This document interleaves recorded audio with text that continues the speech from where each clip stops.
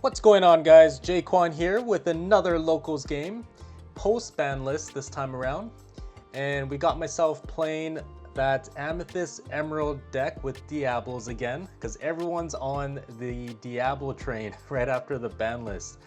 So got so many Diablo players when I was going to this league this week, and my goodness, Diablos versus Diablos is pretty interesting. And then to the right here, we're versing a Blurple player. And now when it comes to Blurple decks, keep in mind that they do have a lot of outs to Diablo, like Genie and Elsa's, and believe now they are also playing the Shift Bell, just because you can throw down that 3-drop Bell by discarding a Popsicle on the board there. Alright, so in this game here, again, it's best out of 2. And I was able to win the die roll, so I will be going on the play, and then the Blurple deck will be going on the play next game. Now I started off with the Ink and into a Diablo. Now we're running 4 or 8 copies of the 1-drop Diablos and then 3 copies of the 2-drop Diablo. So we have 11 targets for the Diablo Shift. And again, strategy is the exact same. We are playing the discard package. So again, we're going to be hard mulliganing to try to get that Diablo Shift and then Prince John and start to discard our opponent. So the Blurple player was able to get out that turn 1 Popsicle and then dropping the Bell, which is a really big character against a lot of our stuff. It trades really, really well into a lot of things. Now we are able to put down that turn 2 Diablo, but unfortunately we did not see a Shift Diablo. When it comes to these games, sometimes it's not the worst if you are going on the draw, just because when it comes to the Blurple players, they are able to ramp up on turn 2 by playing stuff like Azurite Sea, Teeples, and in that way they're able to then drop the Genie on turn 3 and then follow up with an Elsa. So it's not always the best to throw down your Diablo Shift really quickly. A lot of times I do like to wait until, let's just say I do a Diablo 1-drop or Ursula Deceiver, just to take a look at the opponent's hand to see if there's anything that might actually take out that Diablo right away. Because again, like Diablo, it is broken in a lot of different scenarios, but keep in mind that it is still technically a -2 if it gets outed right away, right? So we want to make sure we can maximize on the value of the Diablo draws. But because we are playing against Blurple, Blurple does draw quite a bit, right? With Azurite Sea, you got Rabbits, Genies, Friends on the other side, Popsicles now as well. So we just want to maximize on that card draw when the opponent draws as well. So in this case here, when it comes to playing Blurple, because obviously I played Blurple a little bit in the past, you always want to find your ramp, right, on turn 2. And that way you can start ramping into your 4-drops on turn 3. So I inked the Ursula Shift. I am still playing the Ursula Shift because I do believe it's just such a strong card late in the game, because it's very unexpected, right? You got an Ursula Deceiver just sitting around. Just slap over that Ursula Shift, and that thing's gonna quest for 3, right? So it's pretty insane. So we were able to then shift out the Diablo and then drop the Prince John, setting us up for some discards hopefully next turn.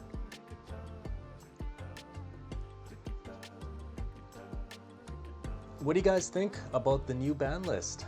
I know that a lot of people have been talking about the ban list and how Sapphire Steel is just totally dead on the ground. But when it comes to Ruby Sapphire, I noticed that DKP was able to take it to the top again without any of the Hirems, right? So it just still shows that blue-red on its own is just incredibly strong still, right? And I would say, like, it forces the red-blue player to look into other types of cards other than Hirem to stabilize the board state later in the game. Because a lot of times, the trouble was top deck Hirem, draw 2 cards, get a Popsicle, draw another 2 cards, right?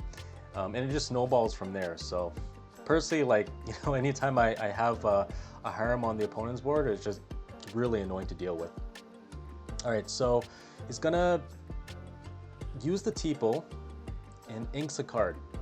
So this is not always the worst thing to do, because again, he is expecting that I will be discarding a lot of these cards. So getting them out of his hand as soon as possible not only sets you up for like Elsa plays, Hades plays, Belle plays, but it ensures that you can just thin out your hand, so that way there's just less targets for, you know, the discard cards I'll be playing, right? Drops a Chernabog, and he was on curve, so that was really nice. So we're singing Friends on the other side. Right now we just want to get as many cards as possible, because again, like Blurple cards, they do trade really well into a lot of our stuff. Okay, so we're going to set up our own genie, giving us another card. Now in this new list of the Amethyst Emerald, I am putting in the Peter Pan Shadow Finder. Over the week that I've been testing with Peter Pan, that card's just busted, because on turn 3 you can drop it, has Rush, giving also your Diablo Rush if you really need it when you shift it in. Diablo 2 drop also gets Rush, which is an insane card as well, because it gets Challenger 2, so it's essentially a 3-2, right, evasive. And then there's also, like, again, like Genie would be able to get Rush as well. So there's just so many targets for Peter Pan Shadow Finder. And we're starting to see that card being put into so many Amethyst decks, right? Amethyst Steel, Amethyst Emerald, and even Ruby Amethyst now. Because it's also just a very clean out to Diablo shift, right? But I think next week I'll be testing out the Ruby Amethyst deck, the evasive version, because it does look pretty spicy, so watch out for that. Alright, so we're now able to drop that Lucifer, discarding 2 cards from the opponent's hand, allowing us to draw 2 cards from Prince John. Super broken interaction. Luckily, you know, for us, the opponent didn't have an action, because Lucifer states that, you know, the opponent can choose 2 cards or 1 action to discard. And with Blurple, they don't play too many actions, right? They play like Friends on the other side and Azurite Sea, and that's pretty much about it. Maybe a Let It Go, right?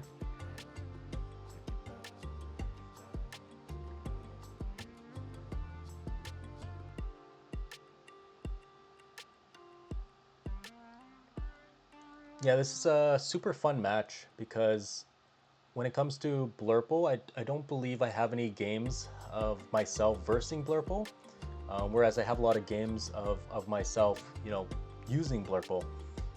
So it's really nice to just have a good variety of different ink pairings for me to showcase for you guys every week.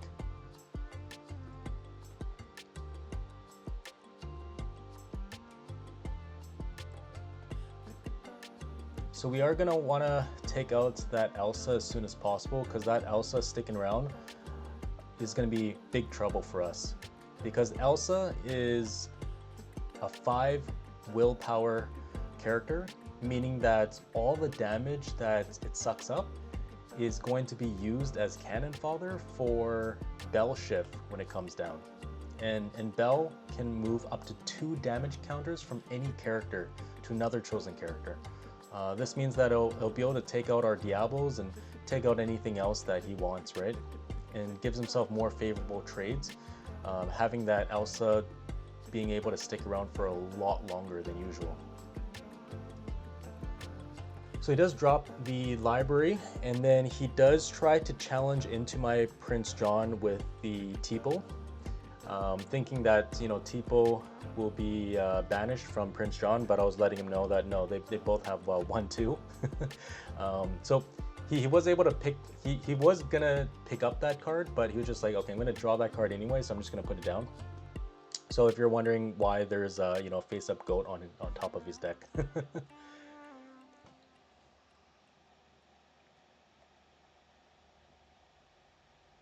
I know generally in a more competitive setting, a lot of times I believe it could be judged where you put the top card back to the bottom, or you shuffle it with the like maybe top 4 cards, right, just to make it more randomized. But of course, just being a weekly league, we're just playing super casual games and just, you know, testing things out before set champs, right? So if you see a lot of misplays, you know, don't mind that. Again, we're all friends here at the casual leagues. So we're just here to have fun, right? Misplays happen all the time, but you know, that's why we also, you know, play test before set champs, so that way we don't misplay during set champs, right? And that's just a really good way to do better as well, right? When we watch these videos and I'm like, oh hey, you know, I misplayed, could have done this better, could have done that better, right? So even when you guys call myself or anyone else out in the comments for you know, making a bad play or misplay, you know, feel free to do so. Like at the end of the day, it's all love to you, right? Like we're here to do better and be able to get, you know, stronger as players, right? All right, so the Peter Pan Shadow Finder came down, and again, this thing has rush and makes all my other evasive characters rush. So because I have so many ink, or so much ink, I'm then able to drop this Diablo 2-drop, right? So it's an evasive, it has Challenger 2, making it a 3-2. Being able to take out that Elsa. Yes, he is going to get that card draw from the library, but again, our main game plan right now is just to wipe out his board, so that way his Tipo and his Bell will not be able to go into the library the next turn. Because once that library sticks around, he's going to slowly start to gain back a lot of hand advantage, and then slowly as the game goes on, Blurple is just going to be able to beat us out just through attrition, right? All right, so I play the 1-drop Diablo. Looks like he has the Elsa and then he has a goat. So Elsa's going to be able to take out a lot of stuff on our board, which is fine. I'd rather have, you know, the Elsa take out some of our other characters here than the Diablo, right? But a lot of times, if a player is really, you know, seasoned, he might actually just end up holding the Elsa until the Diablo shift actually comes down. It's not a bad idea too, unless you have like absolutely no other plays. Then of course dropping it down and rushing into another character is all fine too, because he is going to be able to trade pretty nicely here. So yeah, he is going to drop it down, exerting my Diablo 1-drop and then putting it into the library. Probably going to take out the Genie. Yep, because Genie quests for 2 and it's evasive as well. Whereas, yeah, my Lucifer quest for 2, but it's not evasive, so his other characters can just rush into it as well later in the game.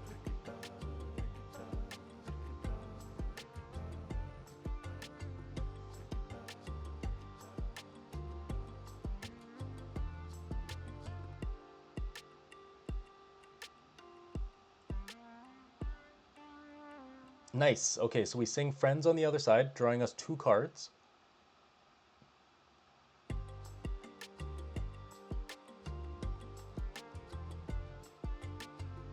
In this build here, for my Amethyst Emerald, I did cut all the snakes and I did cut all the rabbits. Because I think right now it's just a little bit too slow, right? Snake is a tempo loss, so on turn 2, bouncing something else isn't usually the best, because again, like in this case here, you know, Bell 3-drop can just trade with it very nicely. And again, like personally for me, is like I don't want to lose that tempo. I want to be able to have board presence, especially in Amethyst Emerald, just because we don't have any board removal, right? So we want to be able to keep our characters sticking around as long as possible. So I am able to play the 4-drop Iago, which I've replaced the rabbits for. This card is such a broken card when it comes to stats, right? This thing's a 4/6 evasive.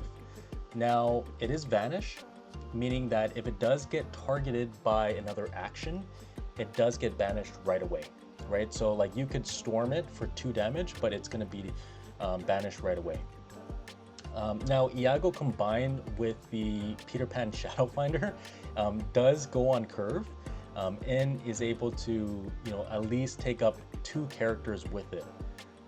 So that's why we're playing Iago, because Iago just synergizes with the whole evasive strategy very, very well. But it is also pretty funny that it is a bird too, right? So we're running like a gazillion Diablos and also Iago, so our whole deck is just full of birds. All right, so I'm dropping my own Elsa.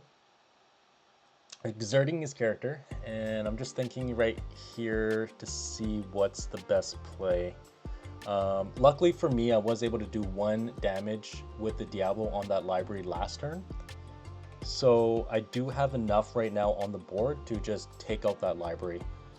And that is going to be the priority, I would say, just because the longer that library stays on the board for, the more lore he's going to gain. And then potentially the card draw as well, right? Because he could just ram the Tipo into anything else and get that card draw. So yeah, I do decide to take out the library. I think that is the best play to do. And then again here, we just want to be able to go wide. Because both our decks don't have any wide board, clearers, right? We have maybe single target removal. In the Blurple deck, he has single target removal in the form of like Hades, Let It Go. There is going to be, some cases where he can bell to remove some of the damage counters and move it around. And then also in the Amethyst Emerald deck, I am playing Bruno's and I am playing the Mother Knows Best, right? So those are our spot removal, but aside from that, there's really not too much else that we have to deal with wide board. So we just want to be able to control his board as much as possible, but not play into the Blurple deck too much, because again, they do that a lot better than our deck, right? Because their guys just have stronger stats. They also are able just to trade a lot better, because again, like there's a lot of cards that draw, right? Got the Brooms, got Chernobyls. I believe they're still playing Rabbits. They're still playing Genies, of course, right? So just a lot of stuff that is able to just replace itself. Okay, so he passes turn. Let's see what we're dealing with here.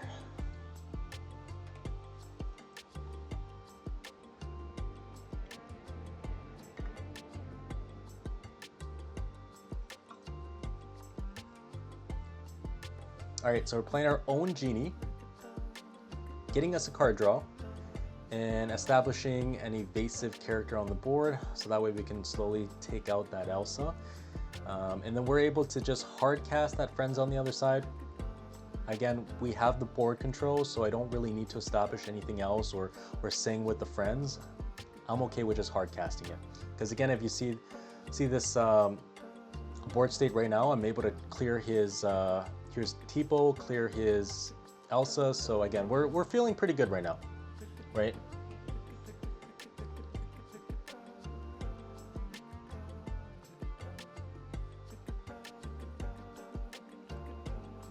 Yeah, it looks like the Blurple player is practically in top deck mode too.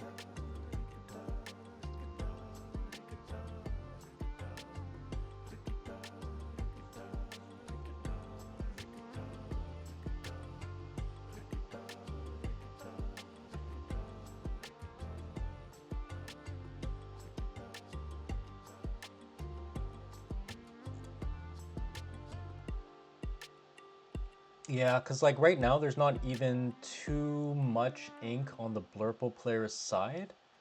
So having, an Hades or an Elsa Spirited Away or Spirit of Winter being dropped isn't going to really do you that much, because again, like he's not super close to winning the game. And even just exerting 2 characters or banishing 1 character with the Hades is not going to be enough here. We're just going to drop double Diablos just to secure the game. And I was holding on to those Diablos too, I believe, just due to the fact that, again, he has a lot of evasive threats, so it's not the worst to hold your Diablos, right? And playing it at the right time. Because in this case here, let's just say even if I don't have as many characters, I could just drop the 2 Diablos right now because he's in top deck mode.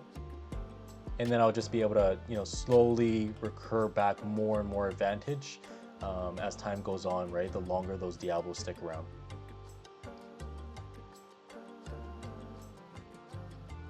Yeah, so it looks like he just scoops it up on game 1.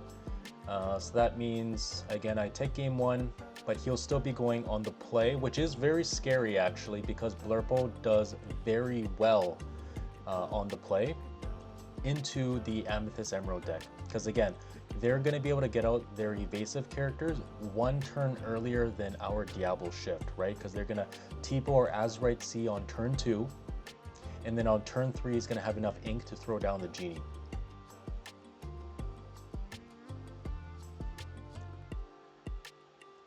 So in this case here, because you don't want to throw down the Diablo shift too early in the game, it's not the worst game plan to establish the discard package, right? So meaning that hunting down for those Prince Johns, hunting down for Sudden Chills, and maybe Ursula Deceiver, just to get out his friends or anything else that could be a problem later. Because keep in mind that Prince John is a ward character, meaning that he has absolutely nothing in his deck that will be able to touch that Prince John as long as I don't exert him.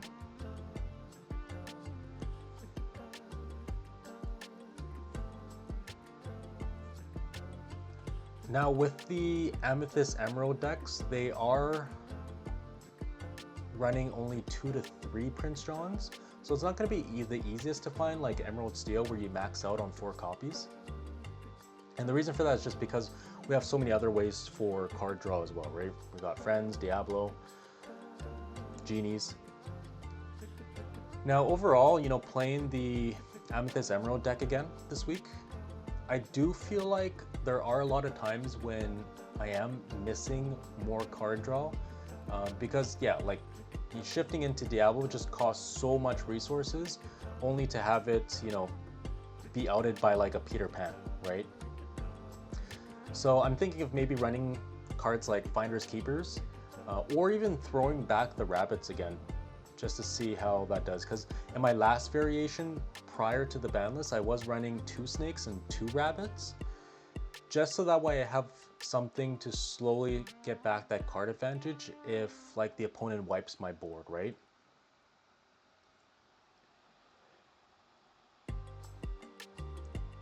But let me know what you guys think about Finders Keepers. It's a 5-cost action, and when you play it, you draw 3 cards.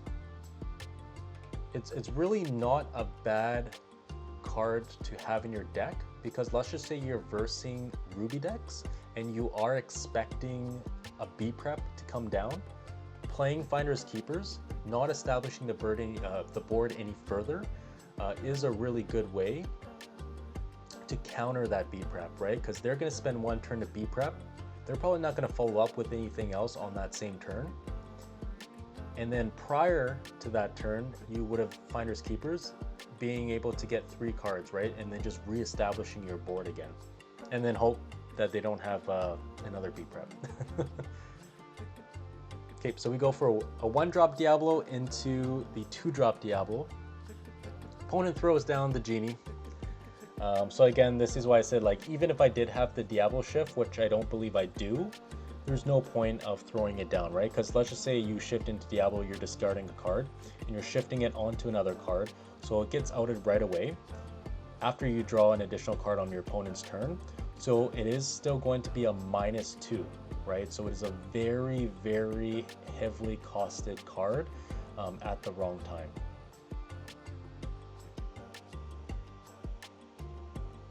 Okay, so we're throwing down the Prince John after inking the Ursula shift.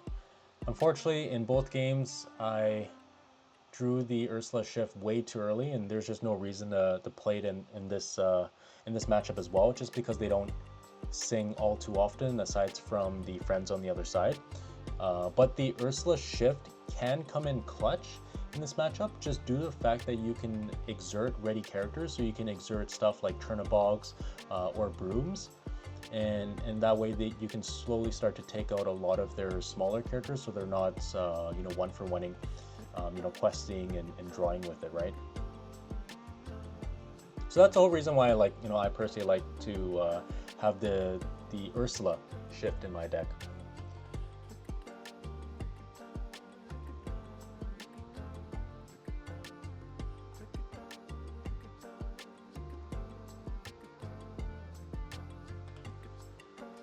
All right, so playing ourselves a crab.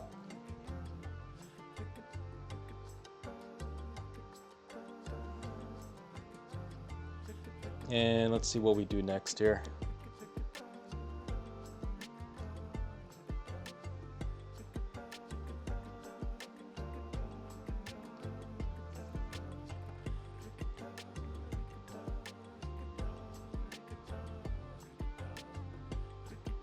Okay, questing and pass.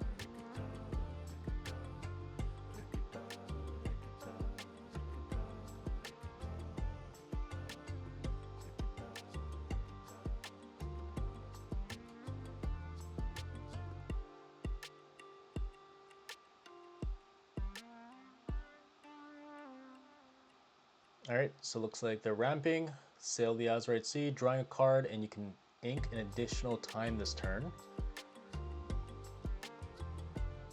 And like I mentioned before, it's not the worst thing, right, to just ramp away your whole entire hand. Even if you go on top deck mode, because again, they don't want that Prince John on my side to get a lot of mileage, right, from the discards that I'll be running.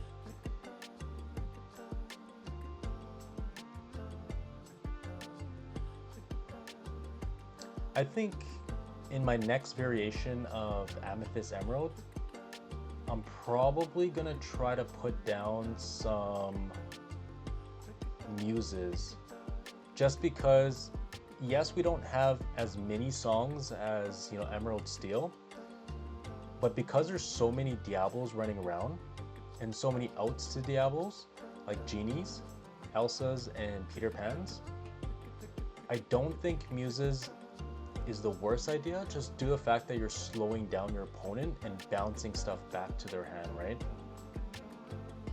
So I think for the next variation, I'm gonna throw maybe 2 muses in, and we'll see how that does.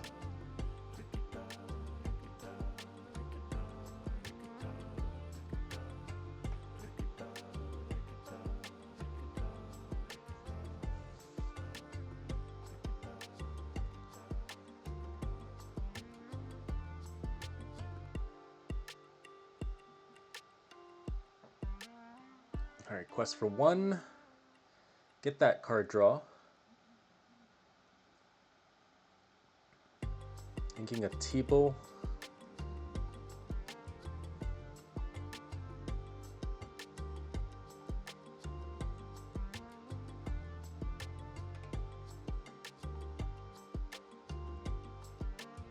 And trading into the crab. Perfect. That's exactly what I wanted him to do. Because the turn previously I had the choice of questing with the crab or challenging his fox, but I knew that because I am technically wider than his board, it's probably going to force him into clearing my crab first, right? So that's why I figured that questing was probably the right play, just to be a little bit more aggressive and make him make the first move. So he plays his own crab. Not strengthening anything, because nothing else can challenge, and past his turn, I throw down my Genie.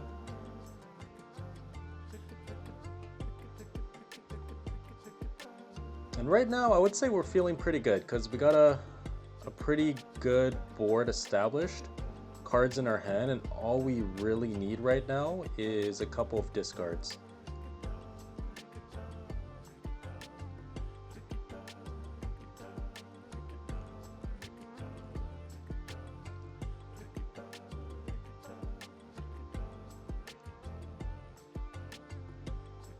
And we do want to try to be as aggressive as possible when we can, just because again, we're not running any goats in this deck as well. So we don't have that bounce goat bounce like WinCon in our deck right now. And again, the reason for that is just because there's a lot of other cards that I want to explore aside from the bounce package. Because also keep in mind, like if let's just say, you know, rotation does happen or another ban list happen, it might hit some of the bounce package cards, and I just want to be able to, you know, explore different types of game plans without that, because there are so many cards in the card pool right now for Lorcana, but some of the cards we're not able to use just because they're not the best compared to some of the cards currently in the game right now, right? All right, so we are able to drop the Hypnotize, and this is great because it's going to allow us to draw a card from Hypnotize and a card from Prince John. Such a broken combo. We still have a couple more ink.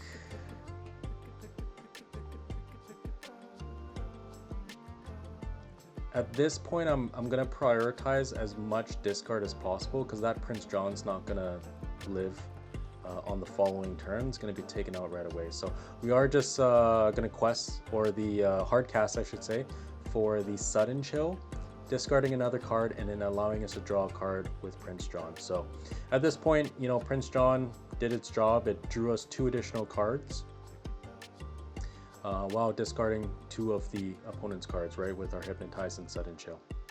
So we're good with that.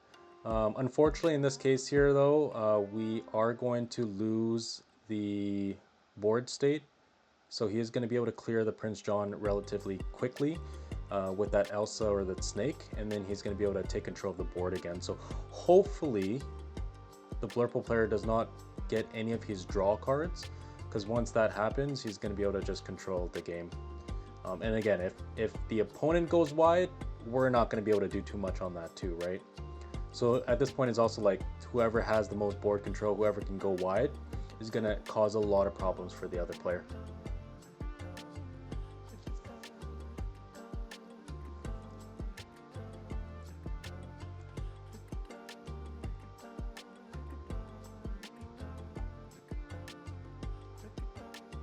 Okay, so it's still my turn, and yeah, I'm thinking long and hard right now. So I'm inking, Diablo, and passing. The reason why it took a long time to decide if I wanted to ink that Diablo, because I did have 1 additional ink. So I could have just played it as well, but I valued the other cards in my hand more. But that could have been a mistake. You know, establishing the Diablo, even if it was just a very low character, it could have potentially, you know, have the option to trade with his characters if we have like a crab or something, right? But I mean, either way, like right now he just has way too many evasive characters, and oh gosh, he balanced it with the Snake, putting the Elsa back into his hand, and then just going for the Azurite Sea. So yeah, as you can see here, like those snakes are going to be really hard for us to get over. There's not going to be too much that we can do to trade favorably if we don't have cards like Iago. Because that snake is going to be able to trade 1-for-1 for our fox or crabs and a lot of our other characters. So again, this is what I've been saying as well, right? Like the longer the game goes on, the harder it will be for us to take back control, just because a lot of the Blurple cards in that deck just has a lot more stats than what we have, right? And they also have evasive characters. Okay, so we're just dropping double Diablo, hoping that one of them sticks, because right now we just need the card draw. We need to find answers. I'm digging for, you know, cards like Bruno.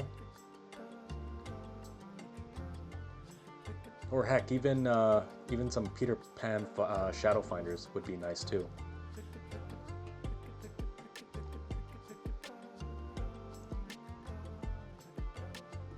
Yeah.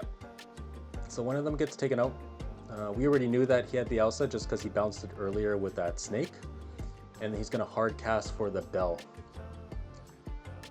And yeah, at this point it's going to be very, very hard for us to take control because he's up 5 characters against our 1 Diablo here.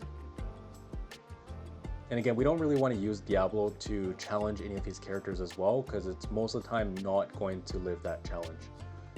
And we just want to be able to keep our board presence, right? So let's see if we have anything to get out of this.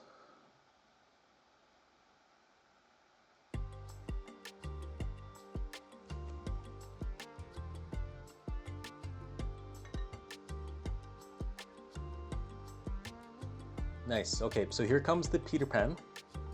Now every other evasive character I throw down is going to have Rush. So luckily for us, we do have the Diablo 2-drop, which is going to be able to rush into his Elsa or Genie.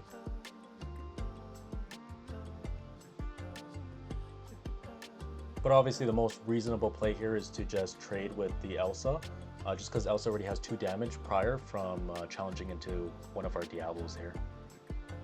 Okay, so I drop another Diablo. Yeah, at this point, I had like 4 Diablos in my hand. But with the 4 Diablos I had in my hand, he also had like every single evasive out too, right? So unfortunately, like, it would have been good.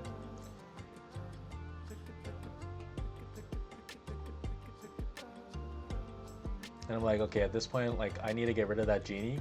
My Diablos aren't going to be sticking around if I don't.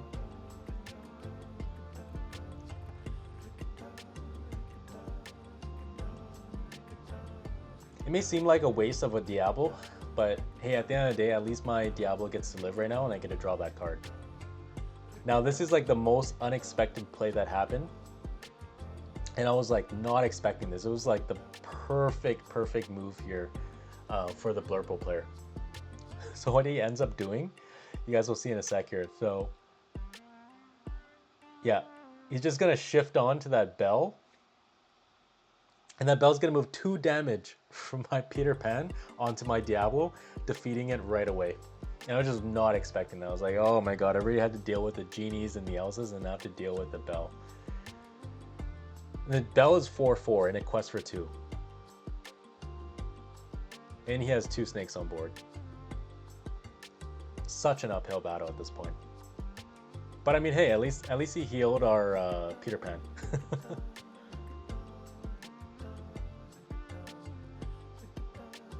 Yeah, okay, so I play Genie. That Genie's gonna have Rush. At this point, if I had the Iago instead, Iago would have been able to trade with Bell.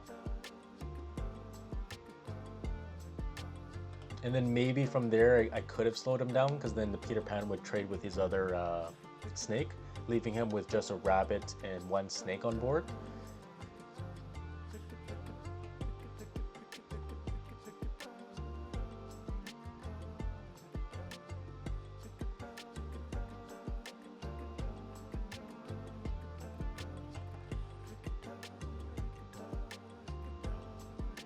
Okay, so I'm inking the Bruno, playing the Creaky. This is a pretty nice Creaky too, because Creaky gives everything on my board plus 3 strength, making my Genie 5, and making my my Peter Pan also 5. So I was able to trade with the Bell anyways. And then that Genie is able to take out that snake pretty nicely, leaving it with 1 damage. And then I have Creaky there that does quest for 3. So could help potentially get me back into the game since I am quite low on lore compared to the Blurple player right now. Because again, once the Blurple player reaches the 16 lore count, that's when it gets very scary if he does manage to get off the goat bounce goat, right? Because it could just end the game right then, right there. So unfortunately I had another Elsa. I had like all the Elsas, all the Genies, and all the Bells this game. It's crazy. Exerts my Creaky, probably going to trade into the Genie. Luckily for us, Creaky does have 3/4, so 4 willpower. So he is going to need to throw 2 cards into my Creaky if he wants to get rid of it.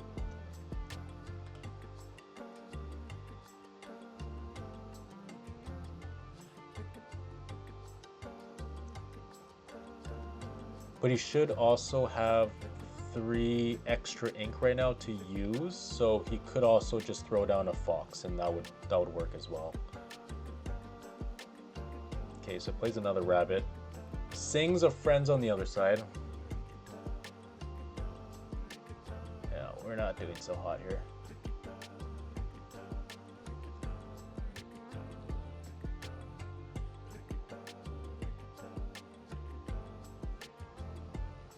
And throws a snake into the Creaky. At this point, I am curious to know why he did that. Because personally, if he quested with that snake, he would have been at 14.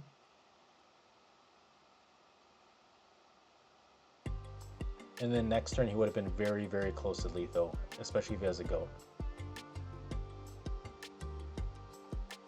Okay, so I'm questing for 3. Bouncing the Creaky. And then trading into his rabbit.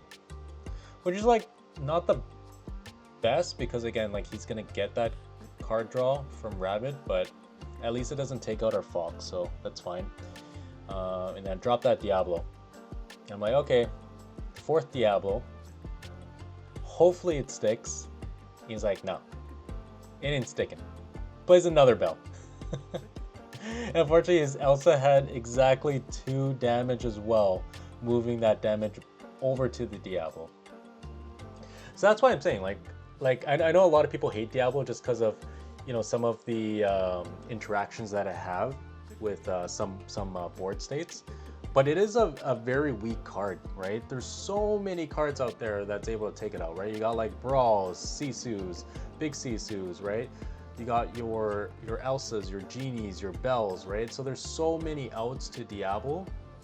Personally, I don't, like, I'm someone who doesn't agree for anyone who says that Diablo should be banned. And I know I could be biased because I play Diablo decks, but at the end of the day, like, if you've actually played with Diablo, you know that it rarely pops off, right? And runs away with the game. Because there's just so many things that can take it out. Alright, so we're playing Ursula, we're having a look at the hand. Unfortunately, that Elsa came down way too late, or that Ursula came down way too late. Yeah, one thing I personally don't like about the Amethyst Emerald deck is that late in the game, the top decks are brutal sometimes. Because you can get like the 1-drop Emerald Diablo, the 1-drop Purple Diablo, or the Amethyst Diablo, and you can, you know, top deck cards like Ursula Deceiver that doesn't do anything. So the top decks are just not the best that I found in this ink pairing. So that's why I'm thinking of like putting, you know, other cards back. Like Goats are a really good top deck. Rabbits is a really good top deck. Again, having that Ursula shift was also a really good top deck as well. Like, it does come up, right? So I drew for turn, and I'm like, oh, there's another Ursula Deceiver, and then I just scoop it up. So that's it for this one, guys. Thanks again for joining us, and until next time.